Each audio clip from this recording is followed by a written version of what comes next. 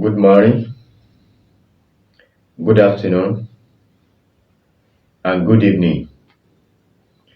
If you are watching this program for the first time, please don't forget to subscribe to this channel. Help me share this program. Wherever you are watching this program, my name is Dr. Avis Abolade. In case of does not understand Yoruba language very well,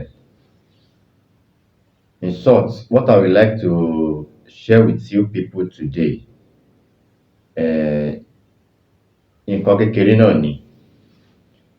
Nǹkan tí mo fẹ́ sọ̀rọ̀ nípa ẹ̀ fún wa lénìí, òun náà ni bí a ṣe lè tọ́jú àìsàn kan tí a mọ̀ sí ọlọ́nú. Tó bá jẹ́ pé ẹ̀yin ṣẹ̀ ń wò mí ní ìgbà àkọ́kọ́ ni, bá mi wá nǹkan fìdílé kí ẹ fìdílé nǹkan. Gẹ́gẹ́ bí ẹ ṣe mọ̀ pé lórí ìkànnì yìí, mo máa ń sọ̀rọ̀ nípa bí a ṣe lè lo ewé àti egbò tí a ṣe lè fi ṣètọ́jú ara wa. Eléyìí tí mo mú wá fún wa lónìí, òun náà ni à ń pe àìsàn kan ní ọlọ inú. Ọlọ inú yìí ó dàbí ìgbà tí obìnrin bá ní ìju ni, ó máa ń yí káàkiri ní inú. Àìsàn yìí, àìsàn tó burúkú ni. Tóbìnrin bá ní i, ó ṣeé ṣe kí obìnrin kó má lè bí ọmọ.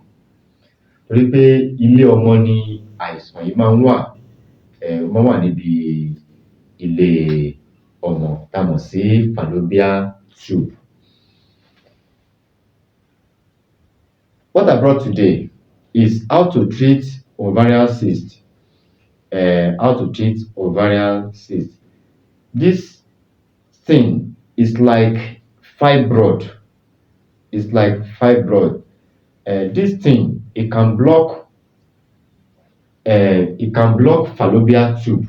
This thing, it can block fallopian tube. It's like fibroid. It's like fibroid. If you have this thing, please don't do operation. Don't do operation. Tí ẹ bá ní àìsàn yìí, ẹ má jẹ́ ká ṣe operation. Báláwo la bá jẹ́ ni pásítọ̀ ni wá ní èyíkéyìí tá bá wò jẹ́. Ẹ fi mo sọ fún yín pé lórí ìkànnì yìí, nǹkan pọ̀ tí mi tí mẹ́nubà, tí mo sì máa mẹ́nubà lẹ́yọ kọ̀ọ̀kan. Ẹ dákun bá mi subscribe, ẹ bá mi share program yìí, ẹ bá mi like, kí ẹ comment. Ẹ rí pé mi bá kan yìí, mi bá àwọn ìrà tí ò lọ́mọ nínú, mi ò dẹ̀ béèrè owó. Ẹni tó bá ní mo béèrè owó lọ́wọ́ òun, ó béèrè oògùn kan, mo wá ní kó mówó wá, èmi kọ́ o. Mi ò béèrè owó. Èyí tí mo fẹ́ náà ni pé ẹ bá mi subscribe. Ó dẹ̀ dá mi lójú pé ẹ ṣe fún mi. If you have this thing, please don't do operation. Please don't forget to subscribe to this channel. I know I don't ask of money. I don't ask of money. Please, I don't ask of money. Help me subscribe. That is what I want from you. I don't ask of money. That is what I want from you. Help me subscribe. Don't forget to on your notification bell. If you subscribe, please don't forget to on your notification bell. How to treat this thing? Go and look for this thing. We call one leaf ọ̀gàn pupa. We have two type of ọ̀gàn, two type of ọ̀gàn leaf. It's not ọ̀gàn. We have white ọ̀gàn and red ọ̀gàn.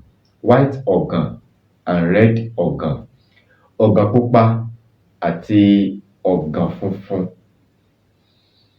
Ṣé rí ọ̀gàn yìí, ó máa ní ẹ̀gún ìyẹn pupa. This leaf, it gets chuku. This leaf is like rope. This leaf is like rope.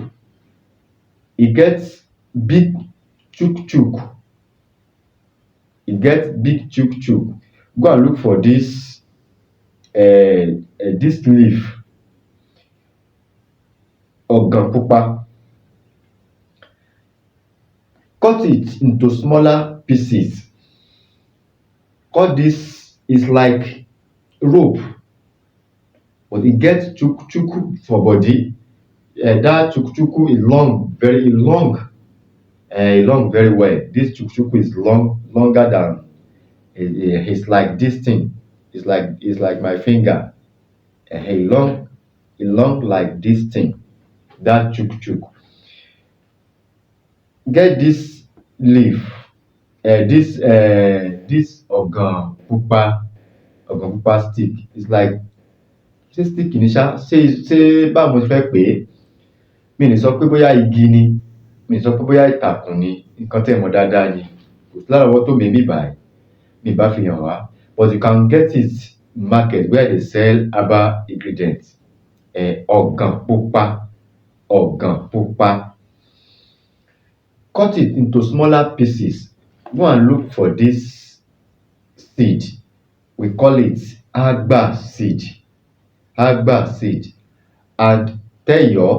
you can get that thing in market where they sell herbal ingredients. Teyo with epo pandoro. The skin of pandoro tree. The skin of pandoro tree. Epo pandoro. You can get it where they sell herbal ingredient. Break this thing. There is one melon inside this thing. Break it, remove the cover, throw it away. Throw the cover, throw it away. You don't need it. Tá bá ti wá bó 34 àgbà yìí, ẹ̀gúsí kan wà nínú ẹ̀. Ẹ jẹ́ ká wá kó ẹ̀gúsí yìí, ẹ jẹ́ ká kó sínú apẹ, inú pọ́ọ̀tù tí a fi lè ṣe àgbo. Put this thing inside one pot. Put this thing inside one pot. And the ọ̀gàn pupa tree, cut it into smaller pieces. Put it inside pot and tell with that epo pandoro skin tree. Pandoro tree. The skin of pandoro. You can get it where they sell herbal ingredient. Put it inside one pot. Add pap water. Omi àgbàsè, ó máa jìnnà. Put it on fire. Cook it very well. Add small potash on it. Ẹ jẹ́ ká fi kán díẹ̀ sí. Tá bá ti wá fi kán díẹ̀ sí, ẹ jẹ́ ká máa mú ní ẹ̀ẹ̀mẹta ní ojúmọ́. Drink it 3 times in a day. If you have this thing, ovarian cyst, don't do operation, please. Don't do operation. You can use herbal to cure this thing. Ẹ má jẹ́ ká ṣe operation, a lè lo àgbo láti fi tọ́jú àìsàn yìí. Ọlọ́run ò ní fi àìsàn ṣe wá. Àìsàn ò ní ṣe wá, kò ní ṣe ọmọ wa. Orúkọ mi ò yípadà. Orúkọ mi ọmọ yín, àbúrò yín, olólùfẹ́ yín. Orúkọ mi náà ni Dr. Hafiz Abolade. Ẹ lè pè mí sórí àwọn nọ́mbà mi, èyíkéyìí tí ẹ bá mọ̀ nínú àwọn nọ́mbà mi. Ẹ lè pè mí. Thanks for watching. If you want to call me, you can call me at any time. You can call my number. You can call me at any time.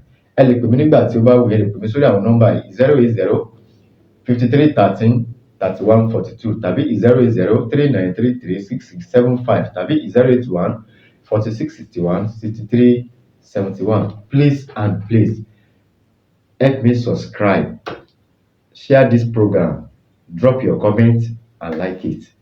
God bless you.